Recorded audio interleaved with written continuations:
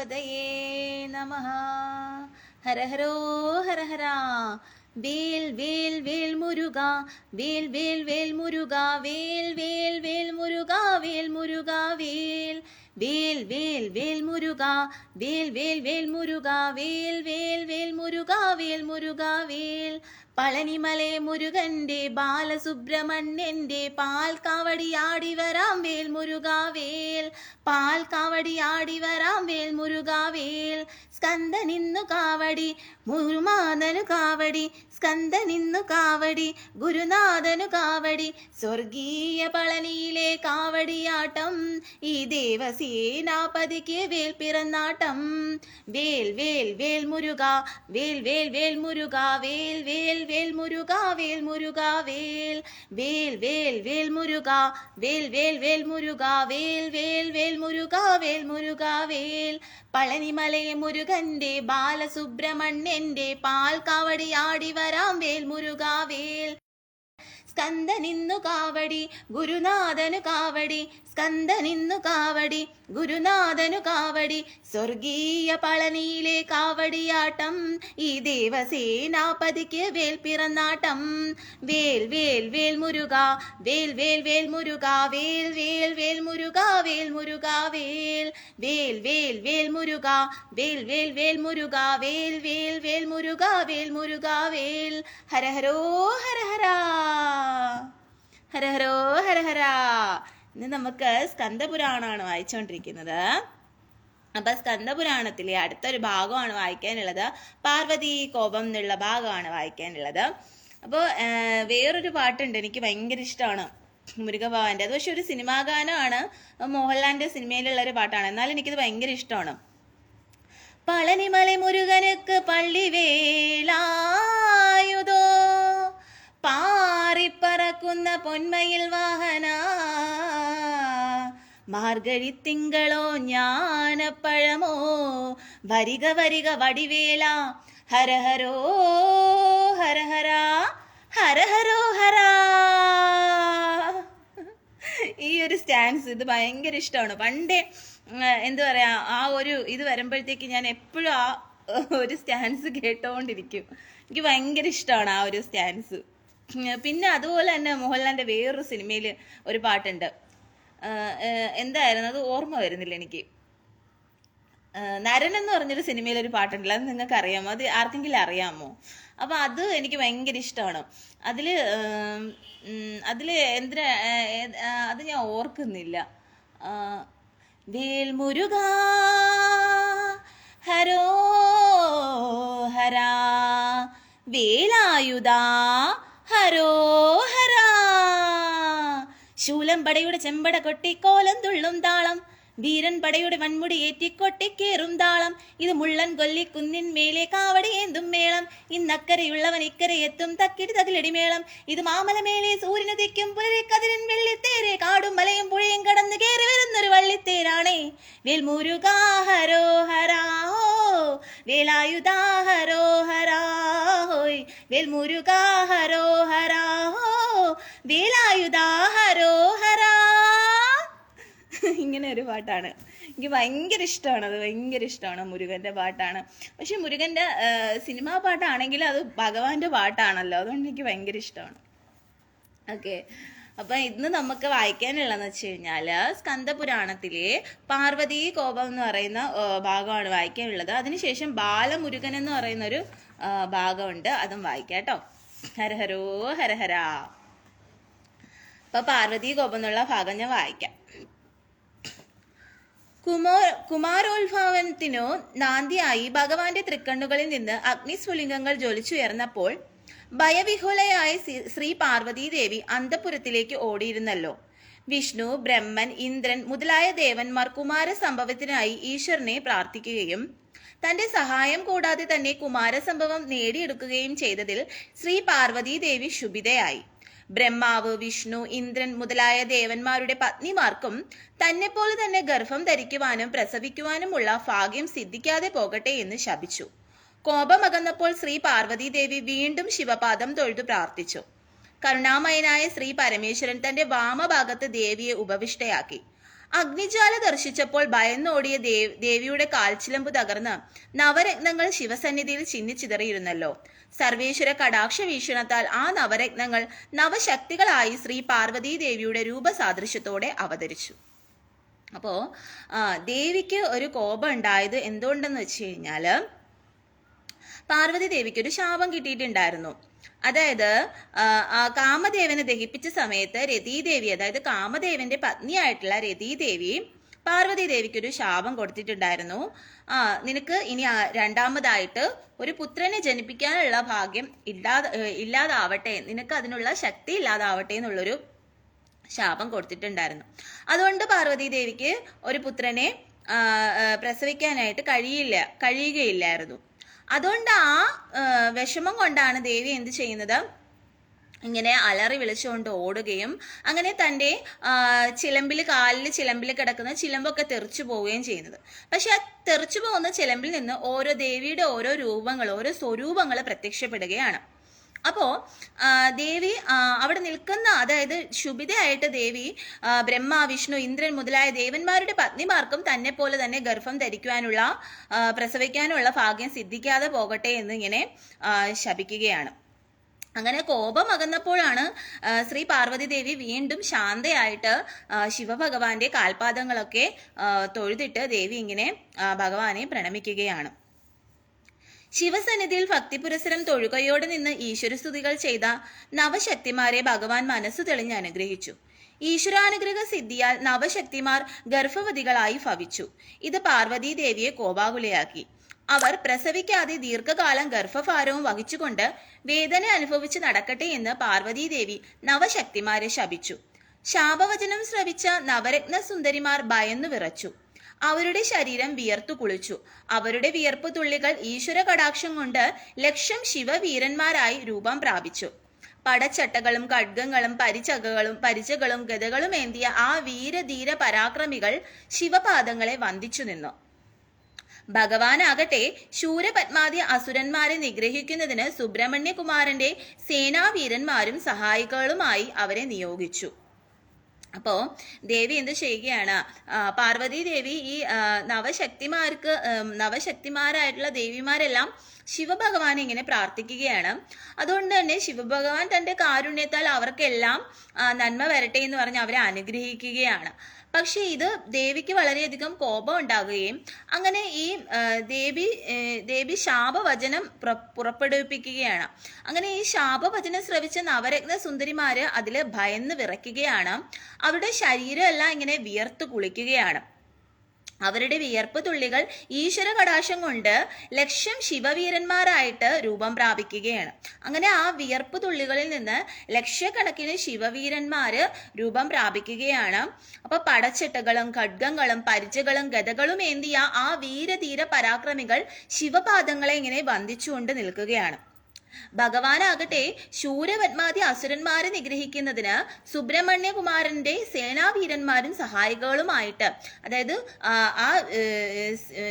സുബ്രഹ്മണ്യ ഭഗവാന്റെ സേനാവീരന്മാരും സഹായികളുമായിട്ട് ഈ പറയുന്ന ഈ വീരശൂര പരാക്രമികളെ എല്ലാം ഭഗവാൻ നിയമിക്കുകയാണ്. ഈശ്വരാനുഗ്രഹം സിദ്ധിച്ച വീരപുത്രന്മാർ ശ്രീ മുരുകദേവന്റെ കൽപ്പനകൾക്കായി കാത്തിരുന്നു. ഉമാദേവിയുടെ ശാപത്തിനിരയായ നവശക്തിമാർ തങ്ങൾക്ക് ശാപവിമോചനം സിദ്ധിക്കുന്നതിനായി ദേവിയെ പ്രാർത്ഥിച്ചുകൊണ്ട് വളരെ കാലം തപസ്സനുഷ്ഠിച്ചു.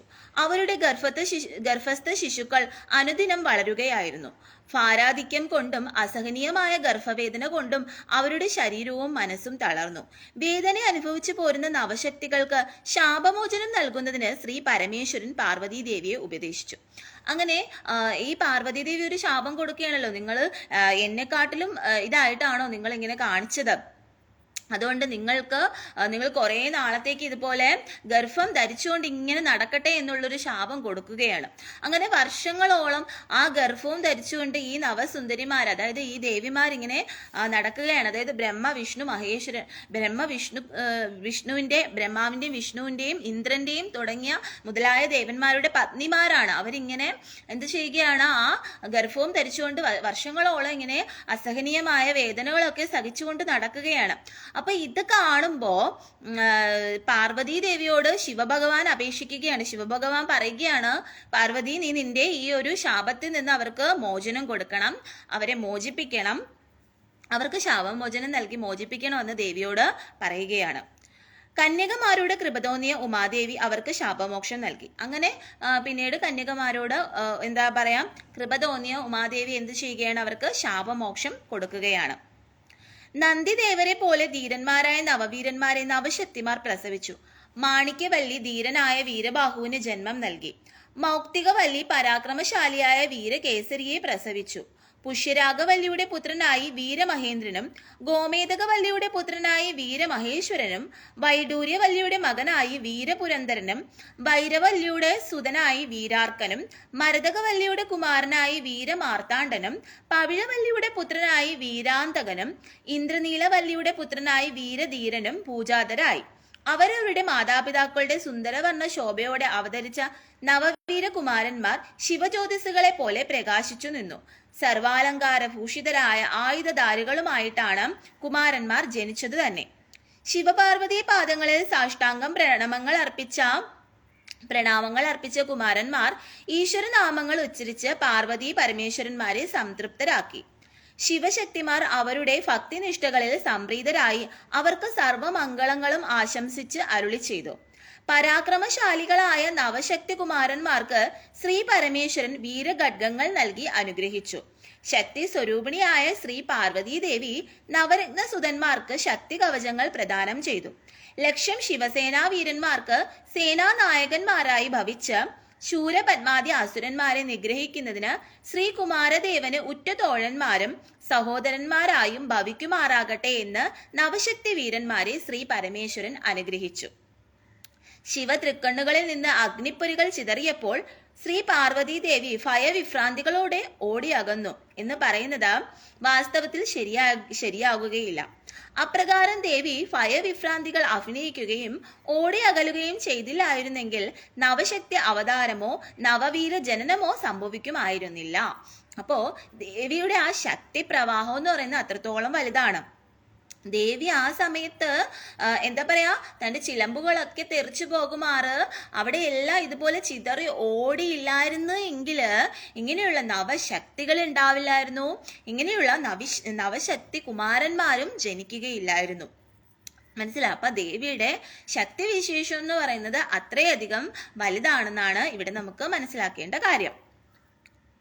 അതുപോലെ ഗർഭിണികളായ നവശക്തിമാരോട് കോപിച്ച് ദീർഘകാലം പ്രസവം നടക്കാതെ ഇരിക്കട്ടെ എന്നു ശപിച്ചതും ശ്രീ പാർവതി ദേവിയുടെ അഭിനയം മാത്രമായിരുന്നു. ഗർഭപാത്രത്തിൽ അധികകാലം വാഴുന്ന ശിശുവിന് ബുദ്ധിശക്തി പരാക്രമാദികൾ വളരെയേറെ ഉണ്ടായിരിക്കുമെന്ന് ദേവിക്ക് അറിയാമായിരുന്നു. അപ്പോൾ ശ്രീ പാർവതി ദേവി നവശക്തിമാരെ ശപിച്ചതും വീരധീരന്മാരായ പുത്രന്മാരെ പ്രസവിച്ച് അസുര നിഗ്രഹാർത്ഥം ശ്രീ കുമാരദേവനെ സഹായിക്കുന്നതിന് വേണ്ടി ആയിരുന്നു എന്ന് കാണാം. അപ്പോൾ ദേവി മറ്റുള്ള ആ സ്ത്രീകളുടെ ഗർഭം ഒരുപാട് നാളത്തേക്ക് നീട്ടിക്കൊണ്ട് പോവാനായിട്ട് പറഞ്ഞതിന്റെ കാരണം ആ ഗർഭത്തിൽ കിടക്കുന്ന ശിശുവിന് അത്രയും കാലം ആ ഗർഭത്തിൽ ഇരിക്കുന്നത് കൊണ്ട് തന്നെ അത്രയും വലിയ ബുദ്ധിശക്തി പരാക്രമങ്ങളും എല്ലാം ഉണ്ടാവുന്ന ഒരു ശിശു ആയിരിക്കും.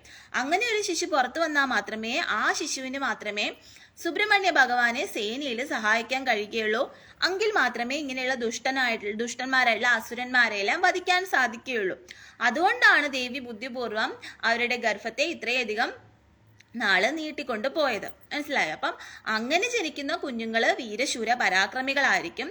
അങ്ങനെയുള്ളവർക്ക് മാത്രമേ മുരുക ഭഗവാന്റെ കൂടെ നിന്നിട്ട് ആ ദുഷ്ടന്മാരായിട്ടുള്ള അസുരന്മാരെ നിഗ്രഹിക്കാൻ സാധിക്കുകയുള്ളൂ. ശ്രീകുമാരദേവനെ സഹായിക്കുന്നതിന് വേണ്ടിയായിരുന്നു എന്നും കാണാം. ഹരഹരോ ഹരഹര. ഇനി അടുത്ത ഭാഗമാണ് ബാലമുരുകൻ എന്നുള്ള ഭാഗമാണ്, അതും വായിക്കാം. ശരവണ പൊയ്കയിൽ അവതരിച്ച ബാലമുരുകൻ തന്റെ മായാലീലകളാൽ പ്രപഞ്ചവാസികളെ ആനന്ദിപ്പിച്ചു. ശ്രീ കുമാരദേവനെ വെള്ളിമലയിലേക്ക് ആനയിക്കണമെന്ന് ശ്രീ മഹേശ്വരന് തിരുവുള്ളമുണ്ടായി. തന്റെ ഇംഗിതം ശക്തി സ്വരൂപിണിയെ ഭഗവാൻ ഉണർത്തിച്ചു. അപ്പോ ശരവണ പൊയ്കയിൽ അവതരിച്ചതാണല്ലോ ബാലമുരുകൻ. അപ്പൊ ആ ബാലമുരുകൻ തന്റെ മായാലീലകളാൽ പ്രപഞ്ചവാസികളെ എല്ലാം അതിശയിപ്പിച്ചു കൊണ്ടിരിക്കുകയാണ്.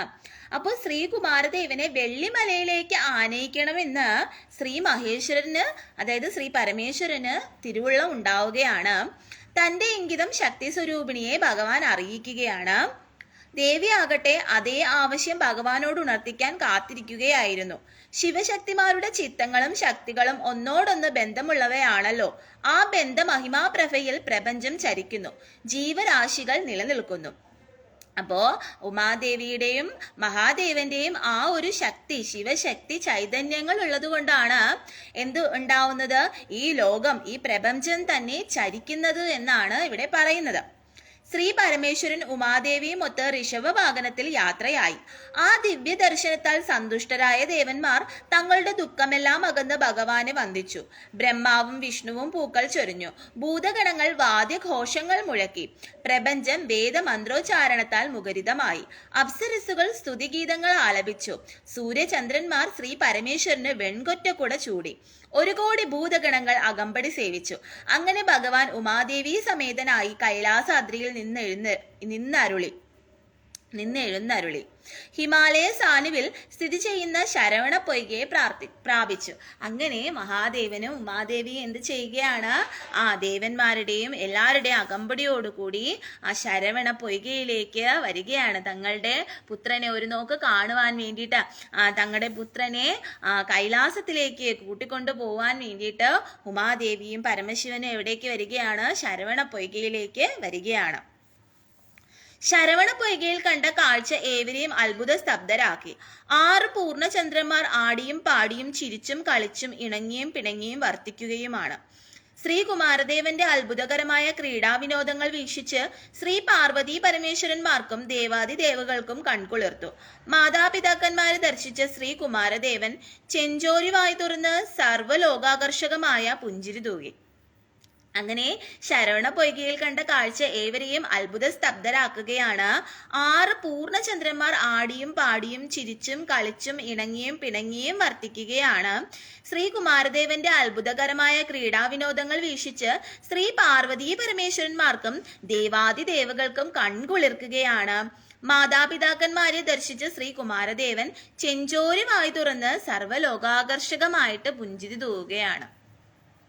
ഉടൻ തന്നെ പാർവതീദേവി സ്ത്രീ സഹജമായ പുത്രവാഞ്ചയോടെ ശരവണ പൊയ്കയിൽ ഇറങ്ങി.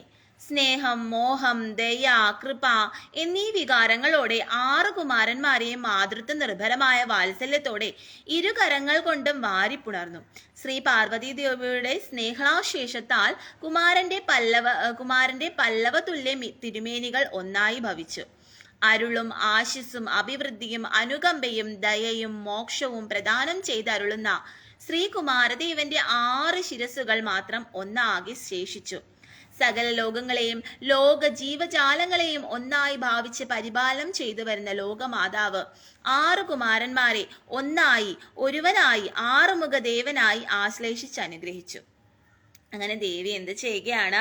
ആ കുമാരനെ അവിടെ ആ ശരവണ പൊയ്കയിലേക്ക് ഇറങ്ങിയിട്ട് ആ 6 കുമാരന്മാരെയും തൻ്റെ കൈകളിലേക്ക് ഇങ്ങനെ ദേവി എടുത്ത് ലാളിക്കുകയാണ്. അപ്പൊ ഈ 6 കുമാരന്മാരും ഒരുമിച്ച് ഒരേ രൂപം ആവുകയാണ്. അപ്പൊ ഭഗവാന്റെ ഇതിനെക്കുറിച്ച് എന്താണ് പറയുന്നത്? ഭഗവാനോട് എന്താണ് ദേവിക്ക് ആ സമയത്ത് തോന്നിയത്? സ്നേഹം, മോഹം, ദയ, കൃപ എന്നീ വികാരങ്ങളോടെ 6 കുമാരന്മാരെയും മാതൃത്വ നിർഭരമായ വാത്സല്യത്തോടെയാണ് ദേവി എടുക്കുന്നത്. അതുപോലെ തന്നെ ഭഗവാന്റെ ഇതെന്താണ് പറയുന്നത്? അരുളും ആശിസ്സും അഭിവൃദ്ധിയും അനുകമ്പയും ദയയും മോക്ഷവും എല്ലാം പ്രദാനം ചെയ്തരുളുന്ന ഭഗവാനാണ് ശ്രീ മുരുക ഭഗവാൻ എന്ന് പറയുന്നത്. അപ്പൊ ഈ 6 ശിരസ്സുകൾ മാത്രം ഒന്നാകെ ശേഷിച്ചു. അതായത് ഒരു ശരീരവും അതുപോലെ 6 ശിരസ്സുകളും. അങ്ങനെയാണ് ഭഗവാൻ ദേവിയുടെ കൈകളിൽ ഇങ്ങനെ ഇരിക്കുന്നത്. ആ ഒരു പിക്ചർ നിങ്ങൾ ചില സ്ഥലങ്ങളിലൊക്കെ നോക്കിക്കഴിഞ്ഞാൽ നിങ്ങൾക്ക് കണ്ടിട്ടുണ്ടാവും അല്ലെ? അതുപോലെ ദേവിയുടെ കയ്യിൽ ഇങ്ങനെ ഇരിക്കുമ്പോൾ 6 മുഖങ്ങളോട് കൂടിയിരിക്കുന്ന ആ മുരുക ഭഗവാന്റെ ആ ഒരു പിക്ചർ. ലോകമാതാവിന്റെ സ്പർശനത്താൽ ഷഡ്ഗാത്രങ്ങൾ ഏകഗാത്രമായി ഭവിച്ചതിനാൽ സ്കന്ദൻ എന്ന നാമം ശ്രീ മുരുകന് അന്വർത്ഥമായി.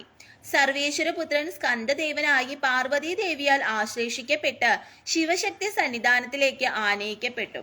സുന്ദരകുമാരനെ തൃക്കയ്യയിൽ ഏന്തിയ പാർവതീദേവി വാത്സല്യാതിരേകത്താൽ ശ്രീ കുമാരദേവന്റെ കെട്ടുകളിൽ വിരലോടിച്ചു. പുത്രന്റെ പൂന്തളർമേനിയെ മൃദുലമായി ആശ്ലേഷിച്ചും കുങ്കുമപ്രഭയാർന്ന കവിളുകളിലും നെറ്റിത്തടങ്ങളിലും മുത്തങ്ങൾ ചൊരിഞ്ഞും മഹേശ്വരി ആനന്ദ നിർവൃതി പൂണ്ടു. മായാപ്രപഞ്ച നായികയായ ദേവി അരുമക്കിടാവിനെ മടിയിൽ കിടത്തി താരാട്ടുപാടി താലോലിച്ചു. എല്ലാം അറിയുന്ന ലോകമാതാവ് പുത്രവാത്സല്യത്താൽ എല്ലാം മറന്ന് കേവലം മാതാവ് മാത്രമായി.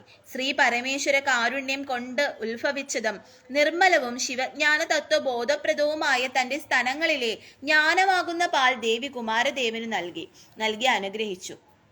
ശക്തിയുടെ ജ്ഞാനം എന്ന മുലപ്പാൽ ഭുജിച്ച കുമാരൻ ജ്ഞാനികൾക്കെല്ലാം ജ്ഞാനിയായ ജ്ഞാന പണ്ഡിതനായും പിതാവിന് പോലും ഉപദേശം നൽകുന്നതിനുള്ള പാണ്ഡിത്യത്തോടു കൂടിയവനായും ഭവിച്ചു. കുമാരദേവനെ ആശ്ലേഷിച്ചുകൊണ്ട് ഭഗവാന്റെ അരികത്തണഞ്ഞ ശ്രീ പാർവതീദേവി ജഗൽപിതാവിനെ വന്ദിക്കുവാൻ പുത്രനോട് നിർദ്ദേശിച്ചു. മാതൃകൽപ്പനയെ ശിരസാവഹിച്ച മുരുകദേവൻ തന്റെ പിഞ്ചിളം കരകമലങ്ങൾ കൂപ്പി സർവേശ്വരനെ വന്ദിച്ചു. തൃക്കരങ്ങൾ കൊണ്ട് കുമാരനെ എടുത്തുമ്മ വെച്ച മഹാദേവൻ കുഞ്ഞിനെ നെഞ്ചോട് ചേർത്ത് ആശ്ലേഷിച്ച് മടിയിലിരുത്തി അനുഗ്രഹിച്ചു. ശ്രീ പാർവതീദേവി ഈശ്വര വാമഭാഗം അലങ്കരിച്ചു. മാതാവിന്റെയും പിതാവിന്റെയും മധ്യത്തിൽ തേജോമയനായ സ്കന്ദദേവൻ ഉപവിഷ്ടനായി. അങ്ങനെ ദേവിയുടെ ആ മാതൃവാത്സല്യത്തെ കുറിച്ചാണ് ഇവിടെ പറയുന്നത്. അങ്ങനെ ദേവി പുത്രനെ അത്രയധികം മാതൃവാത്സല്യത്തോടെ പരിലാളിക്കുകയാണ്. അങ്ങനെ ഒരു കൈലാസത്തിലേക്ക് പോവുകയാണ്. അങ്ങനെ ശിവഭഗവാന്റെയും പാർവതീ ദേവിയുടെയും മധ്യത്തിലായിട്ട് സ്കന്ദ ഭഗവാനെ ഇരുത്തുകയാണ്, ഉപവിഷ്ടനാക്കുകയാണ്. അങ്ങനെ അവർ ആ മാതാവിന്റെയും പിതാവിന്റെയും മധ്യത്തിൽ തേജോമയനായ സ്കന്ദദേവൻ ഉപവിഷ്ടനാവുകയാണ്. പാർവതീ ദേവിയോടും സ്കന്ദദേവനോടും കൂടി ദർശനമരുളുന്ന ശ്രീ പരമേശ്വരനെ സോമാസ്കന്ദമൂർത്തി എന്നാണ് സ്തുതിക്കുന്നത്. അപ്പം പാർവതീ ദേവിയോടും സ്കന്ദദേവനോടും കൂടി ദർശനമരുളുന്ന ശ്രീ പരമേശ്വരനെ സോമാസ്കന്ദമൂർത്തി എന്നുള്ള ആ ഒരു ഭാവത്തിലാണ് ശിവഭഗവാനെ എല്ലാവരും ആരാധിക്കുന്നത്. സോമാസ്കന്ദമൂർത്തി എന്നാണ് പറയുന്നത്. ശ്രീ മഹേശ്വരിയുടെയും ശ്രീ മഹേശ്വരന്റെയും മധ്യത്തിൽ ശ്രീ മുരുകദേവൻ ഇരുന്നരുളിയ കാഴ്ച പകലിലും രാത്രിക്കും മധ്യത്തിൽ സുന്ദര സായാഹ്നം പ്രത്യക്ഷപ്പെട്ടതുപോലെ മനോഹരമായിരുന്നു. ശിവമാകുന്ന സത്തും ശക്തിയാകുന്ന ചിത്തും മുരുകനാകുന്ന ആനന്ദവും ചേർന്നപ്പോൾ സച്ചിദാനന്ദം ഉത്ഭൂതമായി. ഋഷഭവാഹനാരൂഢനായ ശിവശക്തി കുമാരനെ ദർശിച്ച് വിഷ്ണുദേവനും ബ്രഹ്മദേവനും ഇന്ദ്രാദി ദേവന്മാരും ആനന്ദചിത്തരായി. അലകടലെ പോലെ സന്നിധാനത്തിലും പിന്നിലും പാർശ്വഭാഗങ്ങളിലും കൂടി നിന്ന് ദേവാദിദേവന്മാർ തങ്ങളുടെ പരമാനന്ദ പാരവശ്യം ഈശ്വരനാമജപങ്ങളിൽ കൂടി പ്രകടിപ്പിച്ചു. ശൂരപത്മാസുരനാൽ പീഡിപ്പിക്കപ്പെട്ടു വരുന്ന തങ്ങളെ കാത്തു രക്ഷിച്ചു കൊള്ളണമെന്ന് ദേവന്മാർ മനം നൊന്ത് ശ്രീമുരുകനോട് പ്രാർത്ഥിച്ചു. അപ്പോൾ ശ്രീമുരുകന്റെ വളർത്തമ്മമാരായ കാർത്തിക കന്യകമാർ അവിടെ എത്തി. കൃതജ്ഞതാപൂർവം അവരെ കടാക്ഷിച്ചുകൊണ്ട് ഭഗവാൻ പറഞ്ഞു, കാർത്തിക മംഗമാരെ, ശ്രീകുമാരദേവനെ നിങ്ങൾ കുറഞ്ഞൊരു കാലം ലാളിച്ചു വളർത്തിയതുകൊണ്ട് നിങ്ങളുടെ പുത്രൻ നിന്ന് അർത്ഥം ധ്വനിക്കുന്ന കാർത്തികേയൻ എന്ന നാമത്തിൽ മുരുകൻ അറിയപ്പെടുന്നതാണ്. നിങ്ങളുടെ നാളായ കാർത്തിക നക്ഷത്രത്തിൽ ശ്രീകുമാരനെ ഭജിക്കുന്നവർക്ക് ഇഹപര സുഖങ്ങൾ സിദ്ധിക്കുന്നതാണ്. ഇതിനിടെ ശിവസന്നിധിയിൽ എത്തിച്ചേർന്ന 6 മുനികുമാരന്മാർ ഒരു ശാപമോക്ഷത്തിന്റെ കഥയും പേറിയാണ് വരുന്നതെന്ന് ദേവി അറിഞ്ഞു. സ്നേഹവാത്സല്യത്തോടെ ഉമാദേവി ശരവണ പൊയ്കയിലിറങ്ങി കുമാരദേവനെ ആശ്ലേഷിച്ചെടുത്തപ്പോൾ മാതൃത്വ മഹിമയിൽ ദേവിയുടെ മാർവിടത്തിൽ ചുരന്ന പാൽ ശരവണ പൊയ്കയിൽ പതിച്ചുവത്രേ. ദിവ്യമായ ആ ജ്ഞാനപാൽ ഭുജിച്ച 6 മത്സ്യങ്ങൾ മുനികുമാരന്മാരായി മാറിയത്രേ. വിവരമറിഞ്ഞ ആശ്ചര്യഭരിതയായ ശ്രീ മഹേശ്വരി ശ്രീ പരമേശ്വരനോട് കാര്യം തിരക്കി. പ്രപഞ്ച രഹസ്യങ്ങളെല്ലാം അറിയുന്ന ദേവി ശിവവചനങ്ങളിൽ കൂടി മഹത്വങ്ങൾ ലോകമറിയുന്നതിനായി ഒന്നും അറിയാത്തവളെ പോലെ അഭിനയിച്ചതായിരുന്നു. അപ്പോൾ ശിവഭഗവാൻ കഥ പറഞ്ഞു. അപ്പൊ ദേവിയുടെ ദേവിയുടെ ആ പാലെന്ന് പറയുന്നത് അത്രയും മഹത്വമുള്ളതാണ്. അത് ഭുജിച്ചതുകൊണ്ടാണ് ആ മുരുക ഭഗവാന് തന്റെ പിതാവിനെ പോലും ഉപദേശിക്കാൻ കഴിയുന്ന തക്കതിലുള്ള തത്വജ്ഞാനം ഉണ്ടായെന്ന് പറയണം. അതുപോലെ ആ പാലിന്റെ ഒരു തുള്ളി ആ ശരവണ പൊയ്കയിൽ വീണപ്പോൾ അത് 7 മത്സ്യങ്ങൾ കുടിക്കുകയും അങ്ങനെ ഈ മത്സ്യങ്ങളെല്ലാം തന്നെ മുനികുമാരന്മാരായി അതിശ്രേഷ്ഠന്മാരായിട്ടുള്ള മുനികുമാരന്മാരായിട്ട് മാറുകയാണ്. അപ്പം ദേവിയുടെ ആ മഹത്വത്തെക്കുറിച്ച് ദേവിയുടെ ശക്തിയെക്കുറിച്ച് ശിവഭഗവാൻ ഇവിടെ ദേവിയോട് പറയുകയാണ്. ദേവി, വസിഷ്ഠപുത്രനായ ശക്തി മഹർഷി യൗവന പ്രായത്തിൽ തന്നെ മരണത്തെ പോകി. അപ്പോൾ ഗർഭവതിയായിരുന്ന ശക്തി മഹർഷിയുടെ പത്നി പ്രസവിച്ച പുത്രനാണ് പരാശരൻ. പരാശര മുനിക്ക് തപ്തർ, അനന്തർ, നന്ദി, ചതുർമുഖൻ, ചക്രപാണി, മാലി എന്നു പേരായ 6 പുത്രന്മാരുണ്ടായിരുന്നു. ആ പുത്രന്മാർ നീരാടിയപ്പോൾ ബാലചേഷ്ടകളിൽപ്പെട്ട മത്സ്യങ്ങൾ മരിക്കുന്നതിനിടയായി. വിവരമറിഞ്ഞ പരാശര മഹർഷി കോപിഷ്ഠനായി. മത്സ്യങ്ങളായി ഭവിക്കുമാറാകട്ടെ എന്ന് തൻ്റെ പുത്രന്മാരെ ശപിച്ചു. അപ്പൊ അങ്ങനെ ശാപം കിട്ടിയ പുത്രന്മാരായിരുന്നു ഈ മത്സ്യങ്ങളായിട്ട് ജനിച്ചിട്ടുണ്ടായിരുന്നത്. ശിക്ഷിക്കപ്പെടുന്നവർ മാത്രമേ സൽഗുണ സമ്പന്നന്മാരാകുകയുള്ളൂ. അപ്പം എത്രത്തോളം ശിക്ഷ കിട്ടുന്നുണ്ടോ, എത്രത്തോളം ശിക്ഷിക്കപ്പെടുന്നുണ്ടോ, അവർ മാത്രമേ അവസാനം എന്തായി മാറുകയുള്ളൂ? സൽഗുണ സമ്പന്നരായി മാറുകയുള്ളൂ എന്ന് പറയുന്നു. ചിലരെ നമുക്ക് നോക്കിയാൽ അറിയാലേ, പണ്ട് കാലം മുതലേ പലതരത്തിലുള്ള ദുഃഖങ്ങൾ അനുഭവിക്കേണ്ടി വരും, പല പഴികൾ കേൾക്കേണ്ടി വരും, ഇല്ലാവചനങ്ങൾ കേൾക്കേണ്ടി വരും, അങ്ങനെ പല രീതിയിൽ ദ്രോഹങ്ങൾ അനുഭവിക്കേണ്ടി വരും അല്ലെ. ഒരു സ്വർണമായിട്ട് മാറുന്നതെന്ന് വെച്ചാൽ ആ ലോഹത്തിനെ ഉരുക്കി ഒഴിച്ച് അതിനെ ഇടിച്ച് ചതച്ച് അങ്ങനെയൊക്കെ ചെയ്ത് അതിനെ രൂപാന്തരപ്പെടുത്തി അങ്ങനെ പോളിഷ് ചെയ്ത് ഇങ്ങനെയൊക്കെ ചെയ്ത് അവസാനമാണ് ഇതൊരു സ്വർണ്ണമായിട്ട് മാറുന്നത് അല്ലേ. അതുപോലെയാണ് എത്രത്തോളം അനുഭവങ്ങൾ, തിക്താനുഭവങ്ങൾ, അതായത് എന്താ പറയാ, ക്രൂരതകൾ അനുഭവിക്കുന്നു, അല്ലെങ്കിൽ എത്രത്തോളം ദുഷ്ടതകൾ കേൾക്കുന്നുവോ, എത്രത്തോളം ഇല്ലാവചനങ്ങൾ കേൾക്കുന്നു, എത്രത്തോളം ദുഃഖങ്ങൾ അനുഭവിക്കുന്നു, അങ്ങനെയൊക്കെ അനുഭവിച്ച് വരുന്നവരാണ് അവസാനം എന്തായിട്ട് മാറുന്നത്? സൽഗുണ സമ്പന്നരായിട്ട് മാറുന്നത്. അത് തന്നെയാണ് ഇവിടെയും പറയുന്നത്. തൻ്റെ ശിക്ഷിക്കപ്പെടുന്നവർക്ക് മാത്രമേ എന്താവാൻ കഴിയുകയുള്ളൂ? സൽഗുണ സമ്പന്നരായിട്ട് മാറാൻ സാധിക്കുകയുള്ളൂ എന്ന് ഭഗവാൻ ഇവിടെ പറയുന്ന കാര്യം അതാണ്. അതായത് ശിക്ഷിക്കപ്പെടുന്നവർക്ക് മാത്രമേ സൽഗുണ സമ്പന്മാരാകുകയുള്ളൂ എന്ന തത്വം പരാശര മുനി ലോകത്തെ ബോധിപ്പിക്കുകയായിരുന്നു. മത്സ്യങ്ങളായി ഭവിച്ച പരാശരകുമാരന്മാർ തങ്ങൾക്ക് എന്താണ് ശാപമോക്ഷം സിദ്ധിക്കുന്നതെന്ന് പിതാവിനോട് ചോദിച്ചു. ശരവണപ്പൊയ്കയിൽ ദാനനിരതനായി കഴിയുവാൻ അദ്ദേഹം അവരെ ഉപദേശിച്ചു. മുരുകാവതാര കാലത്ത് ശ്രീ പാർവതീ ദേവിയുടെ ജ്ഞാനപ്പാൽ രുചിക്കുന്നതിന് അവർക്ക് ഇടയാകുമെന്നും അപ്പോൾ ശാപമോക്ഷം കൈവരുമെന്നും അദ്ദേഹം അനുഗ്രഹിച്ചു. അങ്ങനെ അദ്ദേഹം പറയുകയാണ്, ജ്ഞാനപ്പാൽ, അതായത് ദേവിയുടെ ആ ജ്ഞാനപ്പാല് ഭക്ഷിക്കുന്നതിലൂടെ അവർക്ക് വീണ്ടും പൂർവ്വസ്ഥിതിയിലേക്ക് അവർക്ക് മാറാൻ കഴിയും, അവർക്ക് ശാപമോക്ഷം ഉണ്ടാവും എന്നുള്ള വരവും കൊടുക്കുകയാണ്. അപ്പൊ അവിടെ ദേവിയുടെ മഹത്വമാണ് പറയുന്നത്. അപ്പൊ ദേവിയുടെ ആ പാലിന് അത്രയും മഹത്വമുള്ള ജ്ഞാനപാലാണ് എന്നാണ് പറയുന്നത്. അങ്ങനെ ശാപമോക്ഷം നേടിയ മുനികുമാരന്മാരാണ് ആഗതരായിരിക്കുന്നതെന്ന് ഭഗവാൻ ദേവിയെ ധരിപ്പിച്ചു. പരാശര മുനികുമാരന്മാർ ശ്രീ പാർവതീ പരമേശ്വരന്മാരെയും കുമാരദേവനെയും വന്ദിച്ചു. പ്രാർത്ഥനകൾ ചെവിക്കൊണ്ട് ശ്രീ പരമേശ്വരൻ മുനികുമാരന്മാരെ അനുഗ്രഹിച്ച ശേഷം ഇപ്രകാരം അരുളി ചെയ്തു. മുനികുമാരന്മാരെ, തിരുപ്പൻകുന്ന് എന്നറിയപ്പെടുന്ന മലയിൽ ചെന്ന് തപസ് അനുഷ്ഠിച്ചാലും നമ്മുടെ കുമാരൻ താമസം വിന അവിടെ എഴുന്നള്ളുന്നതാണ്. അപ്പോൾ നിങ്ങൾക്ക് ദർശനവും മോക്ഷവും സിദ്ധിക്കും. എന്നിട്ട് പറയുകയാണ്, മുനികുമാരന്മാരെ, നിങ്ങൾ തിരുപ്പൻകുന്ന് എന്നറിയപ്പെടുന്ന ഒരു മലയിൽ ചെന്ന് തപസ് അനുഷ്ഠിക്കാൻ പറയുകയാണ്. അങ്ങനെ തപസ് അനുഷ്ഠിക്കുന്ന സമയത്ത് അവിടെ ആര് എഴുന്നള്ളുന്നതാണ്? അവിടെ നാം എഴുന്നള്ളുന്നതാണ്. നിങ്ങൾക്ക് ദർശനവും മോക്ഷവും ആ സമയത്ത് നാം തരുന്നതാണെന്ന് ഇവിടെ പറയുകയാണ്. അങ്ങനെ ദേവവചനം കേട്ട് സംപ്രീതരായ പരാശര മുനിമാർ തിരുപ്പൻകുന്നത്തെ മലയിലേക്ക് യാത്ര തിരിച്ചു. കാർത്തിക മംഗമാർക്കും ശ്രീവിഷ്ണു, ബ്രഹ്മദേവൻ, ഇന്ദ്രാദി ദേവന്മാർക്കും വിട നൽകിയ ശേഷം സർവേശ്വരൻ പാർവതീ സ്കന്ധ സമേതനായി കൈലാസാദ്രിയെ പ്രാപിച്ചു. ഋഷഭവാഹനത്തിൽ നിന്നിറങ്ങി പാർവതീ ദേവിയോടും ശ്രീകുമാരദേവനോടും കൂടി സുവർണ ക്ഷേത്രത്തിൽ പ്രവേശിച്ച് രത്നസിംഹാസനത്തിൽ ഉപവിഷ്ടനായി. നവവീരന്മാരും അവരുടെ സഹായികളായ ലക്ഷം വീരന്മാരും കുമാരദേവന്റെ കൽപ്പനയും കാത്ത് ഈശ്വര ധ്യാനനിരതരായി നിന്നു. അങ്ങനെ ഭഗവാൻ എന്ത് ചെയ്യുകയാണ്? അങ്ങനെ ദേവവചനം കേട്ടിട്ട് സംപ്രീതരായ ഈ മുനിമാര്, പരാശര മുനിമാര് തിരുപ്പൻകുന്ന് എന്ന് പറയുന്ന ആ മലമുകളിലേക്ക് പോവുകയാണ്.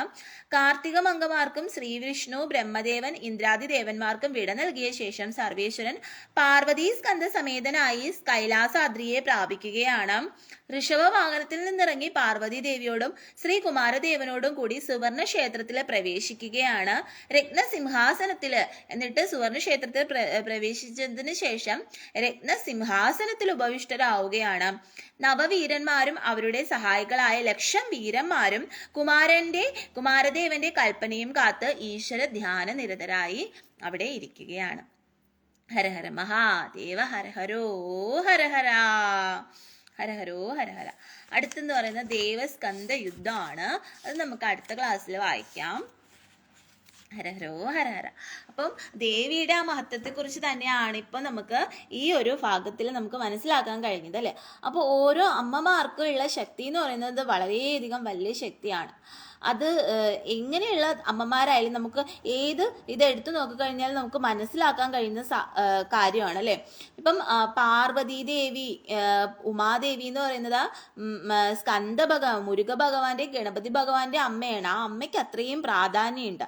ആ അമ്മയുടെ ആ ഒരു ശ്രേഷ്ഠത കൊണ്ടാണ് ആ മക്കൾ അത്രയും എന്താ പറയാ, നല്ല സ്വഭാവമുള്ളവരായിട്ട്, നല്ല ആയുധ വീരന്മാരായിട്ട്, ബുദ്ധിശാലികളായിട്ട്, ബുദ്ധിശക്തി പരാക്രമശാലികളായിട്ട് അവർക്ക് ആ തേജസ്സോടുകൂടിയും നല്ല ഒരു സ്വഭാവ വൈഭവങ്ങളോടുകൂടിയും ജീവിക്കാൻ കഴിയുന്നത് അല്ലേ. അപ്പൊ അമ്മയ്ക്ക് എത്രയും പ്രാധാന്യം ഉണ്ട് എന്നുള്ളതാണ്.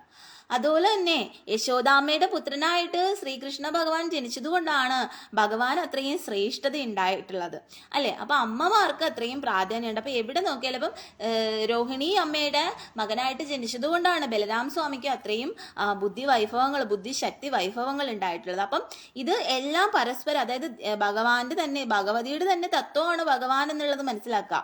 അപ്പൊ ഒരിക്കലും നമുക്ക് ദേവിമാരെ അമ്മമാരെ മാറ്റി നിർത്താൻ കഴിയില്ല. ഏത് ഇതെടുത്ത് നോക്കിക്കഴിഞ്ഞാൽ അവിടെ അമ്മമാരുണ്ട്, അമ്മമാർക്ക് പ്രാധാന്യമുണ്ട്. മനസ്സിലായോ? അപ്പൊ അതെല്ലാവരും മനസ്സിലാക്കുക. മാതാവ് എന്ന് പറയുന്ന ഈശോയുടെ അമ്മ മാതാവാണ്. അപ്പൊ മാതാവിന് അത്രയും പ്രാധാന്യം ഉണ്ടല്ലേ. അതുപോലെ തന്നെയാണ് എല്ലാ ഇതിലും നമ്മൾ എടുത്തു നോക്കുമ്പോൾ അമ്മമാർക്ക് അത്രയും പ്രാധാന്യം ഉണ്ട് എന്നുള്ളതാണ്. ആ അമ്മമാരുടെ എന്താ പറയാ, കാരുണ്യം കൊണ്ട്, അമ്മമാരുടെ തപസ് കൊണ്ടും, അമ്മമാരുടെ ദൃഷ്ടി കൊണ്ടും, അമ്മമാരുടെ ലാളനങ്ങൾ, അമ്മമാരുടെ സ്നേഹം, ദയ, കരുണ, അവരുടെ ആ ഒരു ഇതെല്ലാം കൊണ്ടാണ് മക്കൾക്ക് ആ ഒരു എന്താ പറയാ ശക്തി വൈഭവങ്ങൾ അല്ലെങ്കിൽ ആ സിദ്ധി വൈഭവങ്ങൾ അങ്ങനെയുള്ള കാര്യങ്ങളെല്ലാം ഉണ്ടാവുന്നത് അതുകൊണ്ടാണ്. ഹര ഹര ഹര ഹോ ഹര ഹര ഹര ഹരോ ഹര ഹര ഹരേ കൃഷ്ണ ഹര ഹര മഹാദേവ. അപ്പം എനിക്ക് അമ്മയുടെ കാര്യം പറഞ്ഞപ്പോൾ ഒരു കാര്യം എനിക്ക് പറയാനുണ്ട്. എൻ്റെ അമ്മ ഇതുപോലെ എൻ്റെ അമ്മയുടെ വീടിനടുത്ത് തൊട്ടടുത്ത് തന്നെ ശ്രീകൃഷ്ണ ക്ഷേത്രമാണ്, കണ്ണേറ്റ ശ്രീകൃഷ്ണ സ്വാമി ക്ഷേത്രം എന്ന് പറയും. അപ്പൊ അവിടെയാണ് അമ്മ എന്നും ആ ക്ഷേത്രത്തിലാണ് പോകുന്നത്. കുഞ്ഞുനാൾ മുതൽക്കേ അമ്മ ശ്രീകൃഷ്ണ ക്ഷേത്രത്തിലാണ് പോകുന്നത്. ശ്രീകൃഷ്ണ ക്ഷേത്രത്തിൽ പോകും, അവിടുത്തെ പാൽപ്പായസം കുടിക്കും, അവിടെ എന്തെങ്കിലുമൊക്കെ സേവയുണ്ടെങ്കിൽ പൂമാല കെട്ടിക്കൊടുക്കും, പൂ കെട്ടിക്കൊടുക്കും, അവിടെ തൂക്കാനുണ്ടെങ്കിൽ തൂത്ത് കൊടുക്കും, ഇങ്ങനെയൊക്കെ ചെയ്യും അമ്മ എപ്പോഴും. അമ്മ മാത്രമല്ല, കുഞ്ഞമ്മയും മൂത്തമ്മയും എല്ലാവരും പണ്ട് കാലം തൊട്ടേ പോയിക്കൊണ്ടിരിക്കുന്നത് അവിടെ ശ്രീകൃഷ്ണ സ്വാമി ക്ഷേത്രത്തിലാണ്. അമ്മ പറയണ്ട, അമ്മ സ്ഥിരമായിട്ട് പോകും, അമ്മയും കുഞ്ഞമ്മയും സ്ഥിരമായിട്ട് പോകാറുണ്ട്. അതുകൊണ്ട് തന്നെ എന്താ പറയാ, ഞങ്ങൾക്ക് അമ്മ ഇപ്പൊ കുഞ്ഞമ്മയുടെ മോൾക്കായാലും ആ ഒരു നല്ലൊരു ഇത് സൗന്ദര്യമാണ്. അപ്പം പെമ്മക്കായാലും അപ്പം നമുക്ക് അങ്ങനെ ഒരു അനുഗ്രഹം, അതായത് ശ്രീകൃഷ്ണന്റെ ആ ഒരു അനുഗ്രഹമാണ് നമുക്കുള്ളത്. കാരണം എനിക്ക് പലപ്പോഴും തോന്നിയിട്ട് ഞാൻ ആളുടെ അംശമാണ്, ഞാൻ ഇങ്ങനെ തേടി നടക്കാറുണ്ട്. എന്നാൽ പിന്നീട് എനിക്ക് മനസ്സിലാക്കാൻ കഴിഞ്ഞിട്ടുള്ള, ഞാൻ എന്തായാലും ഭഗവാന്റെ അടുത്ത് നിന്ന് തന്നെയായിരിക്കും വന്നിട്ടുള്ള, ശ്രീകൃഷ്ണന്റെ അടുത്ത് തന്നെ. കാരണം വെച്ചാൽ അമ്മ കുഞ്ഞുനാൾ മുതലേ ശ്രീകൃഷ്ണ ക്ഷേത്രത്തിലാണ് പോകുന്നത്, അവിടുത്തെ പ്രസാദമാണ് കഴിക്കുന്നത്, അവിടുത്തെ കാര്യങ്ങളൊക്കെയാണ് ചെയ്യുന്നത്, അവിടുത്തെ സേവകളൊക്കെയാണ് ചെയ്യുന്നത്, അവിടെ പ്രാർത്ഥിക്കുകയാണ് ചെയ്യുന്നത്. അതല്ല, അവിടെയുള്ള പരിസരത്തുള്ള എല്ലാവരും അവിടെ ശ്രീകൃഷ്ണ ക്ഷേത്രത്തിലാണ് പോകുന്നത്. അവിടെ ആ ഒരു ക്ഷേത്രം മാത്രമേ ഉള്ളൂ ആ പരിസരത്ത്. പിന്നീട് വേറെ ദേവീക്ഷേത്രങ്ങളൊക്കെ എന്ന് പറയുന്നത് കുറേ പോകണം, നമ്മൾ നടന്ന് ഇങ്ങനെ പോകണം. റോഡൊക്കെ കഴിഞ്ഞ് പോയാൽ ദേവീക്ഷേത്രങ്ങളൊക്കെ ഉള്ളു. അവിടെ ആകെയുള്ള ഒരേ ഒരു ക്ഷേത്രം എന്ന് പറയുന്നത് ശ്രീകൃഷ്ണ സ്വാമി ക്ഷേത്രമാണ്, കണ്ണേറ്റ ശ്രീകൃഷ്ണ സ്വാമി ക്ഷേത്രമാണ്. അപ്പോൾ അത് മാത്രമല്ല, എൻ്റെ അമ്മയുടെ അച്ഛൻ്റെയും കല്യാണം കഴിഞ്ഞതും ആ ശ്രീകൃഷ്ണ സ്വാമി ക്ഷേത്രത്തിൽ വെച്ചിട്ടാണ്. അപ്പോൾ അതുകൊണ്ട് എനിക്ക് ഉറപ്പുണ്ട് തീർച്ചയായിട്ടും ഞാൻ വന്നിട്ടുള്ളത്, അല്ലെങ്കിൽ എനിക്ക് ആ ഒരു അംശം എന്ന് പറയുന്നത് ശ്രീകൃഷ്ണന്റെ അംശം തന്നെയാണ്. ശ്രീകൃഷ്ണ ക്ഷേത്രത്തിൻ്റെ ഒരു ഭഗവാന്റെ ആ ഒരു അനുഗ്രഹം തന്നെയാണ്. പക്ഷെ അത് എനിക്ക് ഡൗട്ടുള്ള പക്ഷെ ഞാൻ ഭൂമിയിൽ ജനിച്ചപ്പോൾ സ്ത്രീയായിട്ട് ജനിച്ചു. പക്ഷേ അത് കാരണം അച്ഛൻ കൊണ്ടുവന്ന സ്ഥലം എന്ന് പറയുന്നത് അതിൻ്റെ തൊട്ടടുത്ത് ദേവീ ക്ഷേത്രമാണ്. പിന്നെ അതിൻ്റെ ബാക്കിലാണ് കുന്നത്ത് ശ്രീകൃഷ്ണ സ്വാമി ക്ഷേത്രം ഉണ്ട്. പക്ഷേ എന്താ പറയാ, എന്നാൽ കൂടി എൻ്റെ നാള് വന്നിട്ട് ഉത്രമാണ്. പക്ഷെ ഞാൻ ജനിച്ചിരിക്കുന്ന സമയം എന്ന് പറയുന്നത് ശ്രീകൃഷ്ണ പഞ്ചമി എന്ന് പറയുന്നൊരു സമയമുണ്ട്. ശ്രീകൃഷ്ണ പഞ്ചമി എന്ന് പറയുന്ന സമയം, ആ സമയത്താണ് ഞാൻ ജനിച്ചിട്ടുള്ളത്. അതുപോലെ തന്നെ ദേവിയുടെ ഒരു കടാക്ഷമുണ്ട്. അപ്പം ദേവിയും എന്നെ പ്രൊട്ടക്റ്റ് ചെയ്യുന്നുണ്ട്, എനിക്ക് 100% ഉറപ്പുണ്ട്. കാരണം ദേവിയുടെ പ്രൊട്ടക്ഷൻ എനിക്കുണ്ട്, ഭഗവാന്റെ പ്രൊട്ടക്ഷൻ ഉണ്ട്, എനിക്ക് മാത്രമല്ല കുടുംബത്തിലുള്ളവർക്കും ഉണ്ട്, അത് ഉറപ്പായിട്ടുള്ള കാര്യം. അത് മാത്രമല്ല അമ്മയുടെ കുടുംബത്തിൽ ഇരിക്കുന്നതെന്ന് പറഞ്ഞാൽ മെയിനായിട്ട് ലക്ഷ്മി ദേവിയാണ് അമ്മയുടെ കുടുംബത്തിൽ ഇരിക്കുന്നതെന്ന് പറയുന്നത്, കുടുംബദേവി എന്ന് പറയുന്നത്. അപ്പം ആ ഒരു വൈഷ്ണവത്വമാണ് കൂടുതലായിട്ടും മുന്നിട്ടിരിക്കുന്നത്. പക്ഷെ അച്ഛൻ്റെ കുടുംബത്തിൽ വരുമ്പോഴത്തേക്ക് അച്ഛൻ്റെ കുടുംബത്തിലെന്ന് പറഞ്ഞു കഴിഞ്ഞാൽ ഭദ്രദേവിയാണ് ഇരിക്കുന്നത്, മനസ്സിലായോ? അപ്പം ആ ഒരു ഇതുണ്ട്. എന്നാലും എനിക്ക് ഭയങ്കര എന്താ വെച്ചാൽ, എനിക്ക് സത്യം പറഞ്ഞാൽ പണ്ട് തൊട്ടേ ഞാൻ കുഞ്ഞുനാളുകളെ കൃഷ്ണന്റെ കാര്യങ്ങൾ പറയും, കൃഷ്ണന്റെ കഥകളൊക്കെ പറയും, കേൾക്കാൻ ഭയങ്കര ഇഷ്ടമാണ്. എന്നാൽ ദേവീനെ ഇഷ്ടമാണ്. ദേവി കാരണം വീടിന്റെ തൊട്ടടുത്ത് ദേവീ ക്ഷേത്രമാണ് ഉള്ളത്. അപ്പൊ ചിലരൊക്കെ ഇങ്ങനെ കളിയാക്കൊക്കെ ചെയ്യും, ചില കാര്യങ്ങളൊക്കെ വരുമ്പോൾ ഇങ്ങനെ കളിയാക്കും. പിന്നെ അതുമല്ല എനിക്ക് എൻ്റെ കൂട്ടുകാരിൽ കൂടുതലും എനിക്ക് രോഹിണി നക്ഷത്രം, രേവതി നക്ഷത്രത്തിലൊക്കെ ഉള്ളവരാണ് എനിക്ക് കൂട്ടായിട്ട് കൂടുതലായിട്ട് ഉണ്ടായിരുന്നത്. അപ്പം പിന്നെ ഒരു ദേവിയുടെ നക്ഷത്രത്തിലുള്ളവർ, അങ്ങനെ എനിക്ക് ഇങ്ങനെയൊക്കെ ഒരു കാരണം എനിക്ക് ആസ്ട്രോളജി പരമായിട്ട് പണ്ടേ എൻ്റെ അച്ചാമ്മയൊക്കെ പറഞ്ഞു തന്നിട്ടായാലും അമ്മ പറഞ്ഞു തന്നിട്ടായാലും പണ്ടേ ഈ ആസ്ട്രോളജി പരമായിട്ട് കുറേ കാര്യങ്ങളൊക്കെ ഇത് അറിയാവുന്നതുകൊണ്ട് ഞാൻ ഓരോരുത്തരെയും നാളൊക്കെ വെച്ചിട്ട് നോക്കും എൻ്റെ അടുത്ത് വരുന്നവർ. അപ്പം ഞാൻ ഈ നാളൊക്കെ വെച്ചിട്ട് ഇങ്ങനെ ഓരോന്ന് ഗണിച്ച് കൂട്ടി കുറച്ച് എടുത്തൊക്കെ നോക്കാറുണ്ട്. പക്ഷെ സത്യം പറഞ്ഞു കഴിഞ്ഞാൽ ഞാൻ ജനിക്കേണ്ടതെന്ന് വെച്ചാൽ ഉത്തര നക്ഷത്രത്തിലാണ് ഞാൻ ജനിച്ചത്. എന്നാലും സത്യം പറഞ്ഞു കഴിഞ്ഞാൽ ഞാൻ യഥാർത്ഥത്തിൽ ജനിക്കേണ്ട രോഹിണി നക്ഷത്രത്തിൽ തന്നെ ആയിരുന്നു. പക്ഷേ രോഹിണി നക്ഷത്രത്തിൽ ഒരു സ്ത്രീയായിട്ട് ജനിച്ചു കഴിഞ്ഞാൽ ചിലപ്പോൾ അതെന്തെങ്കിലും ഒരു ഇത് കാണും, അതുകൊണ്ടായിരിക്കും ഉത്തര നക്ഷത്രത്തിൽ ജനിച്ച. എന്നാലും എൻ്റെ ജാതകം എടുത്തു വെച്ച് നോക്കുമ്പോൾ അതിനകത്ത് വ്യക്തമായിട്ട് എഴുതി വെച്ചിട്ടുണ്ട് ശ്രീകൃഷ്ണ ശതപഞ്ചമിയിലാണ് ഞാൻ ജനിച്ചിട്ടുള്ളത്, ശ്രീകൃഷ്ണ പക്ഷമാണ് എൻ്റെ ജനനം എന്നുള്ളത് എഴുതി വെച്ചിട്ടുള്ള കാര്യമാണ്. അപ്പം അതുകൊണ്ട് എനിക്ക് വളരെ ഇഷ്ടം, പണ്ട് തൊട്ടേ കൃഷ്ണനെ ഭയങ്കര ഇഷ്ടമാണ്. കൃഷ്ണൻ്റെ കഥകൾ കേൾക്കാൻ, കൃഷ്ണനെ കുറിച്ച് പറയണ കേൾക്കാൻ എല്ലാം ഭയങ്കര ഇഷ്ടമാണ്. അതുപോലെ അച്ചാമ്മ എപ്പോഴും പറയും നാരായണ നാരായണ എന്ന് പറയൂ, ശ്രീകൃഷ്ണ നാമങ്ങൾ പറയൂ, ഭഗവാന്റെ നാമം മാത്രമേ ഉള്ളൂ നമുക്ക് ഈ കലികാലത്തിൽ രക്ഷയായിട്ടുള്ളത്, ഇങ്ങനെയൊക്കെ പറയും. അതുകൊണ്ട് ഇപ്പം ഞാൻ എപ്പോഴും പറയുന്നത് ഇങ്ങനെ ഒരു നാമം, രാധേ കൃഷ്ണ രാധേ കൃഷ്ണ കൃഷ്ണ കൃഷ്ണ രാധേ രാധേ രാധേ ശ്യാം ശ്യാം ശ്യാം രാധേ രാധേ ഇങ്ങനെയാണ് പറഞ്ഞു പോകണം. പിന്നെ മുരുകഭഗവാനെ കുറിച്ച് പറയുകയാണെന്ന് വെച്ചാൽ മുരുകഭഗവാനുണ്ട്. കാരണം അമ്മയുടെ സഹോദരൻ അവിടെ മുരുകഭഗവാനെയാണ് വെച്ച് ആചരിക്കുന്നത്. മുരുകഭഗവാന്റെ വലിയൊരു ഭക്തനാണ്. അതുമാത്രല്ല, ഞാൻ മുന്നേ നിങ്ങളുടെ അടുത്ത് പറഞ്ഞിട്ടുണ്ട്, മുരുകഭഗവാന്റെ അവിടുന്ന് ശൂലമൊക്കെ കുത്തിക്കൊണ്ടാണ് മുരുകക്ഷേത്രത്തിലേക്ക് പോകുന്നത്. അപ്പം ഇവർ അനുഗ്രഹിച്ച് ഇങ്ങനെ തുള്ളും, ആർക്കും വേദനയും ഇതൊന്നും അറിയില്ല കേട്ടോ. ആ സമയത്ത് ഈ ശൂലം ഇങ്ങനെ കുത്തി ഇറക്കുന്ന സമയത്ത് അവർക്കൊന്നും ഒരു വേദന അറിയില്ല. നമുക്കതൊരു അത്ഭുതം തന്നെയാണ് അല്ലേ, എല്ലായിടത്തും നോക്കുമ്പോൾ ഒരു അത്ഭുതം തന്നെയാണ്. എന്നിട്ട് അവർ അനുഗ്രഹിച്ചൊക്കെയാണ് ഈ മുരുകക്ഷേത്രത്തിലേക്ക് പോകുന്നത്. അങ്ങനെയുള്ള അനുഭവം അങ്ങനെയൊക്കെ ഉണ്ട്. അപ്പം മുരുകനെ വെച്ച് ആചരിക്കുന്നതാണ് നമ്മുടെ മാമൻ എന്ന് പറയുന്നത്. നമ്മൾ ഓൾമോസ്റ്റ് കുടുംബം നോക്കിക്കഴിഞ്ഞാൽ എല്ലാവരും ഒരു ഭക്തരാണ്. അതുപോലെ തന്നെ ഈ പറഞ്ഞ ശ്രീകൃഷ്ണ സ്വാമി ക്ഷേത്രത്തിൻ്റെ അടുത്ത് തന്നെ എൻ്റെ മാമൻ്റെ വീടാണ്. മാമൻ്റെ മോൻ എന്ന് പറഞ്ഞു കഴിഞ്ഞാൽ ദേവസ്വം ബോർഡിലാണ് ശാന്തിക്കാരനായിട്ടാണ് ജോലി ചെയ്യുന്നത്. ഇപ്പം വിവാഹം കഴിഞ്ഞ് നമ്മുടെ വീടിൻ്റെ അടുത്ത് തന്നെയുള്ള ഒരു ചേച്ചീനെയാണ് വിവാഹം കഴിച്ചത്. അപ്പം അങ്ങനെയൊക്കെ ഉണ്ട്. അപ്പം ഒരുപാട് നമ്മുടെ കുടുംബം വെച്ച് നോക്കുകയാണെങ്കിൽ ഭക്തർ ഉണ്ട് എന്ന് തന്നെ പറയാം. അതുകൊണ്ട് നമുക്ക് അറിയാം, അങ്ങനെ ഒരു ഭക്തി നമുക്ക് എപ്പോഴും ഉണ്ട്, മനസ്സിലുണ്ട് ഉള്ളൊരു കാര്യമാണ്. പിന്നെ എനിക്കിത് ഇൻസ്പയർ ആയെന്ന് വെച്ച് കഴിഞ്ഞാൽ ഞാൻ സ്വസ്തിക എന്ന് പറയുന്ന മാതാജിയുടെ ഇതൊക്കെ കേട്ടിട്ടാണ് ഞാൻ ഇത് ഭക്തിയായിട്ട് കാര്യങ്ങളൊക്കെ പറഞ്ഞു കൊടുക്കാമെന്ന് പറഞ്ഞിട്ട് വന്നത്. കാരണം ഇപ്പം സോഷ്യൽ മീഡിയ നമ്മൾ തുറന്നു കഴിഞ്ഞാൽ എല്ലാം പാട്ടും കൂത്തും ഡാൻസും അതും ബഹളവും ഇതും മാത്രമേ ഉള്ളൂ, ചടപടയുള്ള കാര്യങ്ങളാണ്. അപ്പം ഭക്തി കാര്യങ്ങൾ പറഞ്ഞു കൊടുക്കാൻ ആരില്ല. അപ്പം കുറച്ച് ഭക്തി കാര്യങ്ങളും കൂടെ ഇതിൻ്റെ ഇടയിൽ പറയാം. നമുക്ക് ആ ഒരു ഭഗവാന്റെ ആ ഒരു ഇത് എല്ലാവരിലേക്കും എന്താ പറയാ, എല്ലാവരും ഇത് മനസ്സിലാക്കട്ടെ എന്നൊക്കെ കരുതി അങ്ങനെയാണ് ഞാൻ ഇങ്ങനെ ഒരു ഇത് തുടങ്ങി. പക്ഷെ ഇതിന് ശേഷം എനിക്ക് ഒരുപാട് മാറ്റങ്ങൾ ഉണ്ടായിട്ടുണ്ട്. ഇപ്പം കുടുംബപരമായിട്ടായാലും അല്ലാതെ ആയാലും ഞാൻ കൂടുതൽ ഈ കുറച്ച് എന്താ പറയുക ഈ ഭക്തിയിലോട്ട് വന്നതിന് ശേഷം എനിക്ക് ഒരുപാട് മാറ്റങ്ങൾ ഉണ്ടായിട്ടുണ്ട്. എനിക്ക് പോസിറ്റീവ്സ് ആയിട്ടുള്ള കാര്യങ്ങൾ സംഭവിക്കുന്നുണ്ട്. അത് ഞാൻ മനസ്സിലാക്കിയ കാര്യമാണ്. ഭഗവാൻ എന്ന് പറയുന്ന എല്ലാം ഒന്ന് തന്നെയാണ്, ആ പരമാത്മാവാണ് ശ്രീകൃഷ്ണൻ എന്നാണ് പറയുന്നത്. അപ്പോൾ ഭഗവാനോട് എന്ന് സ്നേഹമാണ്, എന്ന് സ്നേഹം മാത്രമേ ഉള്ളൂ. പക്ഷേ ചിലർ എന്ന് വെച്ചിട്ട് ചിലർ ശിവഭഗവാനെ പാർവതി ദേവി എടുത്ത് പോകാറില്ല. അങ്ങനെയൊക്കെ എനിക്ക് അങ്ങനെയൊന്നുമില്ല. ഞാൻ എല്ലാവരും ഒരേപോലെ കാണും. എനിക്കെന്ന് പറഞ്ഞിട്ട് ശിവപാർവതിമാരെ തള്ളിക്കളയ, അങ്ങനെ ഒരു സ്വഭാവം എനിക്ക് ചിലർ അങ്ങനെയൊക്കെ ഉണ്ട്. അങ്ങനെ അത് ചിലരാണ്, എല്ലാവരും അല്ല. ചിലർക്ക് അങ്ങനെ ഇതുണ്ട്, എനിക്കങ്ങനെയല്ല. ഞാൻ എല്ലാവരെയും ഒരുപോലെ ചേർത്ത് പിടിക്കാനാണ് ആഗ്രഹിക്കുന്നത്. കാരണം എല്ലാം ആ ഭഗവാനിൽ നിന്നുമാണ് വന്നിട്ടുള്ളത് അല്ലേ.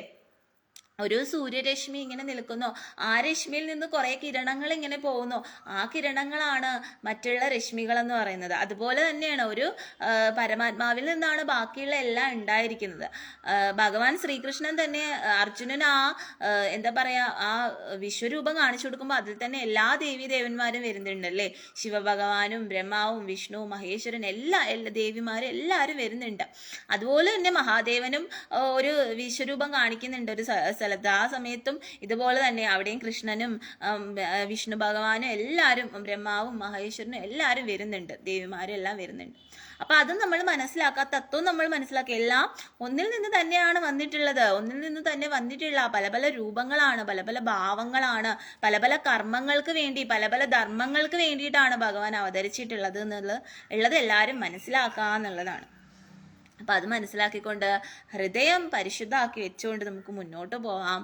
ഭഗവാനോട് പ്രാർത്ഥിക്കുക. നമുക്ക് എന്തൊക്കെ ഭഗവാൻ തന്നിട്ടുണ്ടോ അതിനെല്ലാം നന്ദി പറയുക. അത് ഭഗവാനോടായാലും ശരി, ഭഗവതിയോടായാലും ശരി, നമ്മൾ വിശ്വസിക്കുന്ന ദൈവങ്ങളോട് ഭഗവാനോട് നമ്മൾ നന്ദി പറയുക. എപ്പോഴും നമ്മൾ പീസ്ഫുൾ ആയിട്ടിരിക്കുക, നമ്മൾ നന്ദി പറയുക. എന്ത് നമുക്ക് തന്നിട്ടുണ്ടെങ്കിലും നന്ദി പറയുക. അത് നിലനിർത്താനും വേണ്ടിയിട്ടും പ്രാർത്ഥിക്കുക. നമുക്ക് അവിടെ എന്നിട്ട് ഭഗവാന്റെ അടുത്തേക്ക് എത്താൻ വേണ്ടിയിട്ടും പ്രാർത്ഥിക്കാം. എനിക്ക് കറക്റ്റ് അറിയില്ല, ഞാൻ അവിടെ ഭഗവാന്റെ അടുത്തു നിന്നാണ് വന്നിട്ടുള്ളതെന്ന് എനിക്കറിയാം. പക്ഷെ ഞാൻ അവിടെ ആരായിരുന്നു, എന്തായിരുന്നു എന്നുള്ളത് എനിക്കറിയില്ല. അവിടെ ഇനി ഞാൻ എന്തായിരിക്കും എന്നുള്ളത് എനിക്കറിയില്ല. പക്ഷെ ഇപ്പോൾ നമ്മൾ ഇവിടെ കുറേ ഇവിടെ കുറേ കാര്യങ്ങൾ ഉള്ളതുകൊണ്ടാണ് ഇവിടെ തന്നെ ഇപ്പോഴും നമ്മളിങ്ങനെ നിൽക്കേണ്ടി വരുന്നത്. ഇനി അടുത്ത് നമുക്ക് ഈ ജന്മം അവസാനിക്കുമ്പോൾ തന്നെ അങ്ങോട്ടേക്ക് പോവാൻ കഴിയുമോ എന്നുള്ളത് അറിയത്തില്ല. അതിന് വേണ്ടിയിട്ട് പോവാൻ വേണ്ടിയിട്ടാണ് എല്ലാവരും ശ്രമിക്കേണ്ടത്, മനസ്സിലായോ. ഇതുപോലെ ഓരോരുത്തരും ഓരോ സ്ഥലങ്ങളിൽ ഓരോ ഇതിൽ നിന്നായിരിക്കും വന്നിട്ടുണ്ടാവുക. അപ്പം അവിടേക്ക് പോവാൻ വേണ്ടിയിട്ടായിരിക്കണം പ്രാർത്ഥിക്കേണ്ടത്. നമ്മൾ എവിടെ നിന്നാണോ വന്നത് അവിടേക്ക് പോവാൻ വേണ്ടിയിട്ടായിരിക്കണം പ്രാർത്ഥിക്കേണ്ടത്, മനസ്സിലായോ. അപ്പം അത് ഭഗവാനോട് മനസ്സുരുക്കി പ്രാർത്ഥിക്കുക. അത് നിങ്ങൾ വിശ്വസിക്കുന്ന ഏത് ഭഗവാനായാലും ഭഗവതി ആയാലും അവരോട് പ്രാർത്ഥിക്കുക എന്നുള്ളതാണ്. എന്നിട്ട് ഭഗവാന്റെ നാമങ്ങൾ പറയാം. ഞാനിങ്ങനെ നിങ്ങളോട് പറയും, നാമങ്ങൾ പറയും ഇങ്ങനെ ഞാൻ നിങ്ങളോട് പറയെങ്കിലും ഞാൻ അങ്ങനെ എപ്പോഴും അങ്ങനെ നാമങ്ങളൊന്നും പറയില്ല. വൈകുന്നേരം മാത്രം ചിലപ്പോൾ വിളക്കെത്തിച്ചൊന്ന് പ്രാർത്ഥിക്കും, അത്ര മാത്രമേ ഞാൻ ചെയ്യാറുള്ളൂ. ചിലപ്പോൾ ഞാൻ ഇടയ്ക്കൊക്കെ ഉഴപ്പാറുണ്ട്. ചിലപ്പോൾ ജോലി കാണും, ചിലപ്പോൾ എന്തെങ്കിലും കാര്യം ഞാൻ ചിലപ്പോൾ മടി പിടിച്ചിരിക്കും, അങ്ങനെയൊക്കെ ചെയ്യാറുണ്ട്. എന്നാലും എല്ലാവരും നാമങ്ങൾ പറയാന്നുള്ളതാണ്, മനസ്സിലായോ. അപ്പോൾ ഓരോരുത്തർക്കും ഓരോ ഇതുണ്ട്, ഓരോരുത്തരുടെ ഉള്ളിൽ ഓരോ ശക്തി ഉണ്ട്. അത് തിരിച്ചറിയുക, പ്രാർത്ഥിക്കുക, മുന്നോട്ട് പോവുക. നമ്മുടെ മറ്റുള്ള ഭൗതിക കാര്യങ്ങളെല്ലാം നമ്മൾ ചെയ്യുന്നതിനോടൊപ്പം തന്നെ കുറച്ചുകൂടി ആത്മീയതയിലും കൂടി വരിക. എങ്കിൽ മാത്രമേ നമുക്ക് ഈ കലികാലത്തിൽ നമുക്ക് ജീവിച്ച് മുന്നോട്ട് പോകാൻ സാധിക്കുകയുള്ളൂ. കാരണം ഇപ്പം ഭക്തരെന്ന് പറഞ്ഞു കഴിഞ്ഞാൽ വളരെ കുറവാണ്, മനസ്സിലായോ. ഭക്തി എന്ന് പറയുന്ന ചിലർ ഒരു പ്രഹസനം പോലെയാണ് ചിലർക്ക്. എന്നാൽ ചിലർ അമ്പലങ്ങളിൽ പോകുന്നുണ്ട്, അത്രമാത്രമൊക്കെ ചെയ്യുന്നുള്ളൂ. അവർക്ക് കറക്റ്റായിട്ട് ആ ഒരു എന്താ പറയുക, ആ ഒരു ഇതിലേക്ക് ആരും വന്നിട്ടില്ല. അത് ഞാൻ പോലും വന്നിട്ടുണ്ടോയെന്ന് വെച്ചാൽ ഞാൻ പോലും വന്നിട്ടില്ല. അതാണ് പരമമായിട്ടുള്ള സത്യം എന്ന് പറയുന്നത്. അപ്പം എല്ലാവരും അവരുടെ മനസ്സ് പ്യുവറാക്കി വെക്കുക എന്നുള്ളതാണ്. മറ്റുള്ളവർക്ക് നമ്മൾ ഒരു ദ്രോഹവും ചെയ്യാതിരിക്കുക. നമ്മളെ കൊണ്ട് കഴിയുമെങ്കിൽ സഹായം ചെയ്യുക, കഴിയുമെങ്കിൽ സഹായം ചെയ്യുക. ഇല്ലെങ്കിൽ നിങ്ങൾക്ക് സഹായം ചെയ്യാൻ കഴിഞ്ഞില്ലെങ്കിലും വേണ്ടില്ല, ആരെയും ഉപദ്രവിക്കാതിരിക്കുക എന്നുള്ളതാണ്, മനസ്സിലായി. പക്ഷെ ഈ കലികാലത്തിൽ ഒരുപാട് എല്ലാവരും എന്താ പറയുക, ഉപദ്രവങ്ങൾ, മറ്റുള്ളവരെ ദ്രോഹിക്കാനും മറ്റുള്ളവരെ എന്തെങ്കിലും പിടിച്ചു വാങ്ങാൻ, അങ്ങനെയൊക്കെയുള്ള എന്ത് ചെയ്തും പൈസ ഉണ്ടാക്കാൻ വേണ്ടി അങ്ങനെയൊക്കെയുള്ള മൈൻഡാണ് പലർക്കും ഉള്ളതല്ലേ.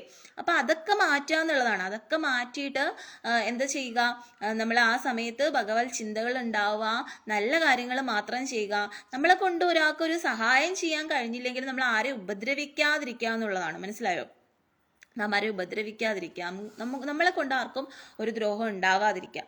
അതിനു വേണ്ടിയിട്ട് എല്ലാവരും പരിശ്രമിക്കുക. അത് ആണ് നന്മയെന്ന് പറയുന്നത്.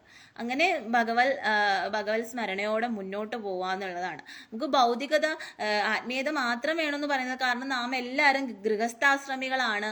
പക്ഷെ നമുക്ക് ആത്മീയതയോടൊപ്പം തന്നെ ഗൃഹസ്ഥവും വേണം അല്ലേ? ഭൗതികമായിട്ടുള്ള കാര്യങ്ങളും വേണം, എന്നാൽ നമുക്ക് ആത്മീയതയും വേണം. മനസ്സിലായോ? അതാണ് പറയാം. അപ്പം ഇനിയും ഭക്തിയിലോട്ട് അങ്ങനെ വരാത്തവരുണ്ടെങ്കിൽ അവരെ കൂടി കുറച്ച് നന്മയിലേക്ക് കൊണ്ടുവരാൻ കഴിയുമെങ്കിൽ അതിന് ശ്രമിക്കുക എന്നുള്ളതാണ്. അങ്ങനെയൊക്കെ നന്മ ചെയ്ത് മുന്നോട്ട് പോവുക. എനിക്ക് ഒരുപാട് മാറ്റങ്ങൾ ഉണ്ടായിട്ടുണ്ട്.